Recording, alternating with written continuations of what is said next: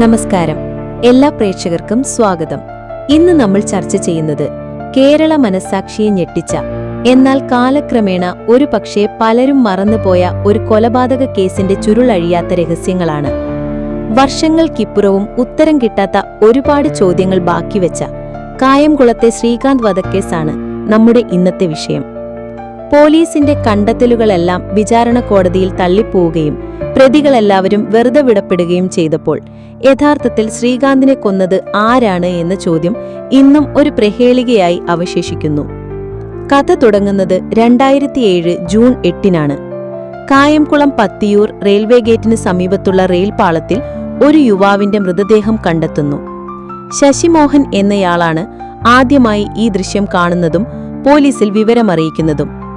പ്രാഥമിക അന്വേഷണത്തിൽ തന്നെ മരിച്ചത് അക്കു എന്ന് വിളിക്കുന്ന ശ്രീകാന്താണെന്ന് പോലീസ് തിരിച്ചറിഞ്ഞു. മദ്യവിൽപ്പനയുമായി ബന്ധപ്പെട്ട് പ്രവർത്തിച്ചിരുന്ന ഒരാളായിരുന്നു ശ്രീകാന്ത്.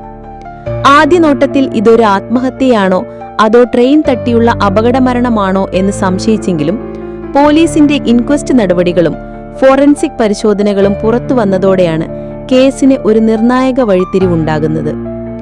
ഇത് ആത്മഹത്യയല്ല, മറിച്ച് അതിക്രൂരമായ ഒരു കൊലപാതകമാണെന്ന് വ്യക്തമാവുകയായിരുന്നു. ശ്രീകാന്തിന്റെ ശരീരത്തിൽ മൽപ്പിടുത്തം നടന്നതിന്റെ പാടുകളുണ്ടായിരുന്നു. കഴുത്തു ഞെരിച്ചതിന്റെ ലക്ഷണങ്ങളും തലയ്ക്ക് ഇരുമ്പുവടി പോലുള്ള എന്തോ കനത്ത ആയുധം കൊണ്ട് അടിയേറ്റ മുറിവും കണ്ടെത്തി. പോസ്റ്റ്മോർട്ടം റിപ്പോർട്ട് ഈ കണ്ടെത്തലുകളെ ശരിവെച്ചു. ഇതോടെ ഇതൊരു കൊലപാതകമാണെന്ന് ഉറപ്പിച്ച പോലീസ് അന്വേഷണം ഊർജിതമാക്കി. കൊലപാതകികൾ വളരെ ആസൂത്രിതമായാണ് കാര്യങ്ങൾ നീക്കിയിരുന്നത്. കൊലപാതകത്തിന് ശേഷം തെളിവ് നശിപ്പിക്കാനായി മൃതദേഹം റെയിൽവേ ട്രാക്കിൽ കൊണ്ടിട്ട് അതൊരു അപകട മരണമാക്കി തീർക്കാനായിരുന്നു അവരുടെ ശ്രമം. പോലീസിനെ കുഴക്കിയ മറ്റൊരു പ്രധാന തെളിവ് മൃതദേഹത്തിൽ നിന്നും കിട്ടിയ ഇലഞ്ഞിപ്പൂക്കളായിരുന്നു.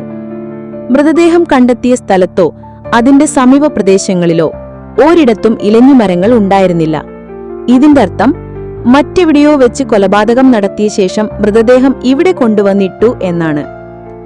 അന്വേഷണം സ്വാഭാവികമായും ശ്രീകാന്തിന്റെ ശത്രുക്കളിലേക്ക് നീണ്ടുപോയി. സ്പിരിറ്റ് ബിസിനസ്സുമായി ബന്ധപ്പെട്ട് ശ്രീകാന്തിന് പ്രഭ എന്നൊരാളുമായി ചില തർക്കങ്ങൾ നിലനിന്നിരുന്നതായി പോലീസിന് വിവരം ലഭിച്ചു. ഇതോടെ പോലീസിന്റെ പ്രധാന സംശയം പ്രഭയിലേക്കും അയാളുടെ കൂട്ടാളികളിലേക്കും തിരിഞ്ഞു. എന്നാൽ അന്വേഷണം തങ്ങളിലേക്കെത്തുന്നു എന്ന് മനസ്സിലാക്കിയ പ്രഭയും കൂട്ടാളികളും ഒളിവിൽ പോയി. മാസങ്ങൾ കടന്നുപോയപ്പോഴും പ്രതികളെ കണ്ടെത്താൻ കഴിയാതെ വന്നപ്പോൾ അന്വേഷണത്തിൽ പുരോഗതിയില്ലെന്ന് കാണിച്ച് ശ്രീകാന്തിന്റെ അമ്മ ഹൈക്കോടതിയിൽ ഒരു ഹർജി നൽകി. അന്വേഷണ ഉദ്യോഗസ്ഥനെ മാറ്റണമെന്നായിരുന്നു അവരുടെ ആവശ്യം. എന്നാൽ കേസിന്റെ ഡയറി പരിശോധിച്ച ഹൈക്കോടതി അന്വേഷണം തൃപ്തികരമായ രീതിയിലാണ് മുന്നോട്ടു പോകുന്നതെന്ന് വിലയിരുത്തി ആ ആവശ്യം തള്ളി. കേസ് അന്വേഷണം എങ്ങും എത്താതെ നിൽക്കുമ്പോഴാണ് ഒരു നിർണായക തുമ്പ് പോലീസിന് ലഭിക്കുന്നത്. സ്പിരിറ്റ് വ്യാപാരിയും ശ്രീകാന്തിന്റെ പരിചയക്കാരനുമായ രാജൻ എന്നയാളുടെ കാണാതായ ഒരു മോട്ടോർ സൈക്കിൾ ഒരു ക്ഷേത്രക്കുളത്തിൽ നിന്നും കണ്ടെത്തുന്നു. ഈ ബൈക്കിനെ ചുറ്റിപ്പറ്റി നടത്തിയ അന്വേഷണമാണ് കേസിലെ പ്രതികളിലേക്ക് പോലീസിനെ എത്തിച്ചത്.